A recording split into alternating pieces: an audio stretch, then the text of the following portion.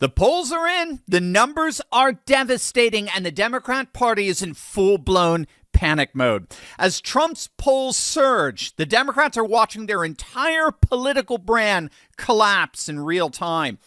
This wasn't just a speech. It was a political earthquake, and the aftershocks are destroying the Democrat Party.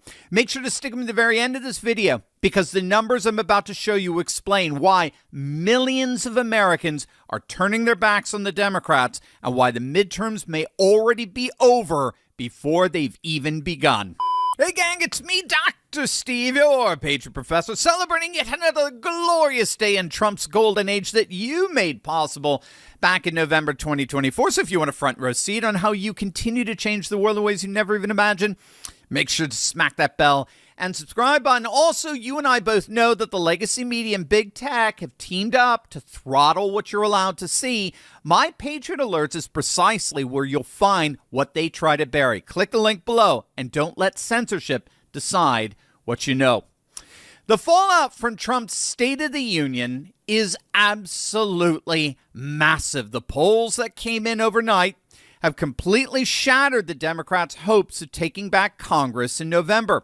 According to CNN's own instant poll, 64% of speech watchers said Trump's policies will move the United States in the right direction. That's up from 54% before the speech, a 10-point jump in a single evening, and 63% overall approved of the speech. But here's where it gets interesting, because just one day before the State of the Union, Marist polled Americans on whether they thought Trump was moving the country in the right direction. And they found only 37% said yes, while 55% said that things would be changing for the worse. Now, to be fair, different pollsters use different methodologies. So this isn't an apples to apples comparison. But if we overlap those two polls, the Marist and CNN, after the speech, that would mean that we were going from 37% believing the country is headed in the right direction before the speech to 64% after. That's a 27-point swing in just a matter of days. And in an age of intense political polarization, that is frankly extraordinary, especially given the fact that right track, wrong track polling is one of the single most accurate predictive indicators for a midterm. The party in power often gains seats either in the House or Senate when voters overwhelmingly believe the country is headed in the right direction. We can fiddle with these numbers even more. If you penalize Trump by 13 points for the more Republican-leaning audience that night, you still have a majority of Americans, 51%, who now believe Trump is moving the country in the right direction. But before the speech, they didn't. Now they do. And that, my friends, is what we call momentum. Take a look at the latest from CBS. 75% approval of the speech. 75% approval. And the key reason for that, as we talked about yesterday, is that every minute of that hour and 48-minute speech was devoted to an 80-20 issue, right? These are positions that command supermajority support from the American public, and they leave opponents stranded on the wrong side of an overwhelming consensus. So protecting American citizens over illegal aliens, obviously an 80-20 issue. Banning congressional insider trading, that gets 86% support. No tax on tips, overtime, and Social Security, 80-20. Voter ID, try 90-10, right? Keeping violent criminals locked up instead of releasing them on no cash bail, 90-10. Rooting out billions in welfare fraud, honoring gold medal American athletes, standing for angel moms who lost their kids to preventable crime. Trump did not pick a single issue that was controversial among actual voters. Every single one of them polls at supermajority levels across party lines, and then he sprung the trap. He forced Democrats to stake their positions on the opposite side of the 80-20, to publicly oppose all of these issues on live television for all to see. That's not just a speech, that's a kill shot.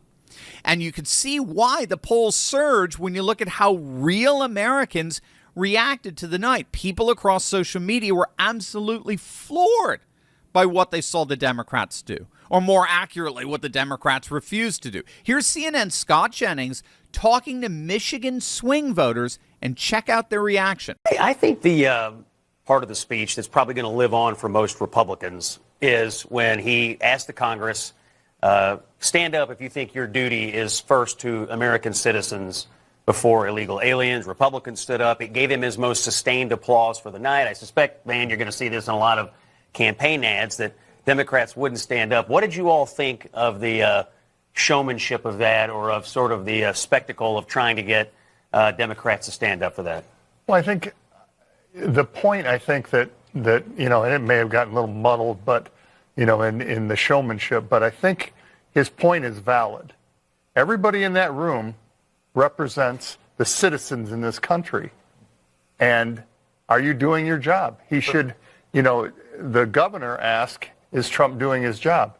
Trump asked, are all of you doing your job? Yeah, that's perfect. You represent the citizens of this country.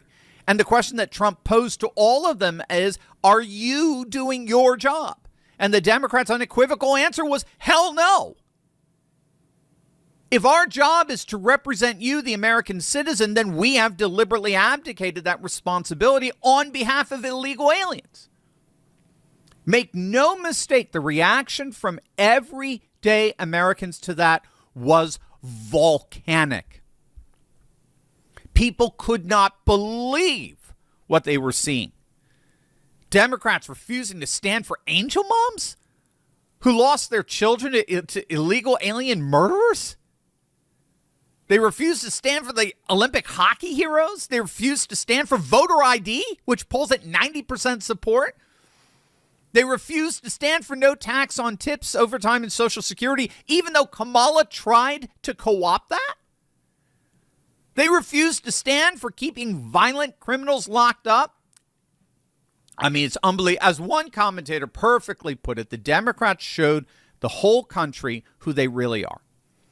They are anti-American, or as we like to frame it on this channel, they are post-American. They want to burn the entire nation down, right, as part of the punishment for our past sins, and then remake it in their own cultural Marxist image. And even Democrat strategists are openly admitting that that speech was an absolute nightmare for their party. Wait until you see this. But first, gang, let me tell you what I'm seeing right now.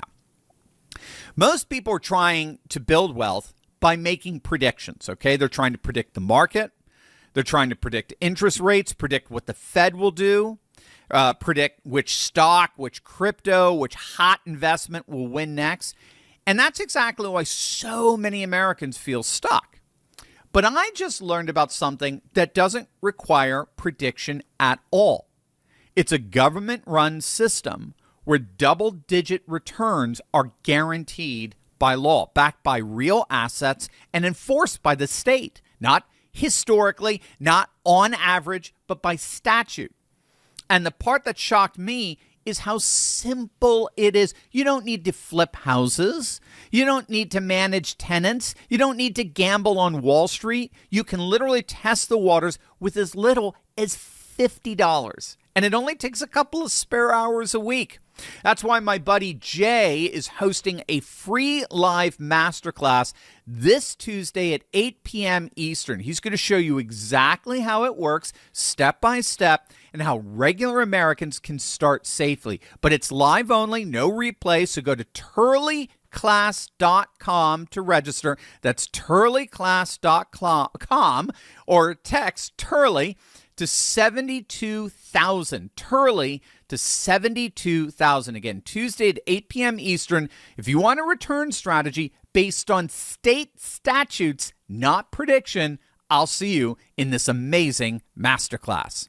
Top Democrat strategists and liberal analysts are being forced to admit what really happened the other night. The Democrat political strategist Doug Schoen called Trump's performance, quote, a virtuoso performance. He said Trump dominated the dialogue and actually laid out the themes that will define the midterms, and the Democrats ended up looking absolutely pathetic. They're scrambling. They have no leader, and the party in many respects is in shambles. It's in a free fall, and that's key. You can't win the midterms if your party is so visually vile and chaotic. And when you got the likes of Ilhan Omar and Rashida Tlaib literally screaming like banshees at the president during the speech, I mean, they've become the official face of this post-American, anti-American Democrat Party, and the vast majority of the country is utterly repulsed by it. By contrast, Trump's nearly 2-hour State of the Union address was pure civilizational populism in rhetorical form. He framed the nation as back, bigger, better, richer, and stronger than ever. And he connected his presidency to the approaching 250th anniversary of American independence, a civilizational milestone, not a partisan one. The speech hit every civilization's populist theme: border security, economic security, cultural security. On the issue of economic sovereignty, his tariffs were framed as foreign countries paying tribute, not as a tax on Americans. And in fact, the more tribute those foreign countries pay, the less tax we'll have to pay. Trump told Congress that the trade deals negotiated before the Supreme Court's disastrous ruling would hold precisely because the partners know that the legal powers that Trump has to make a deal could be far worse if they decided to test him. He focused on the border as civilizational boundary. The secure border narrative that he gave positioned the nation, it positioned the border as a civilizational restoration. It's not merely a matter of law enforcement. Again, if we don't have a border, we don't have a country. He focused on Iran as an existential civilizational threat. Trump warned that we will never permit the world's top sponsor of terrorism to possess a nuclear weapon, framing the Iranian confrontation more in civilizational existential terms rather than just mere geopolitical calculation. He appealed to housing populism. His call to ban institutional investors from purchasing single-family homes is textbook populist policy, using state power to intervene against the financialized algorithmic economy that has dispossessed so many working families. I mean, it was absolutely brilliant. America first all the way through, that effectively trapped the Democrats in revealing who they really are, America last. And voters by the millions witnessed every moment.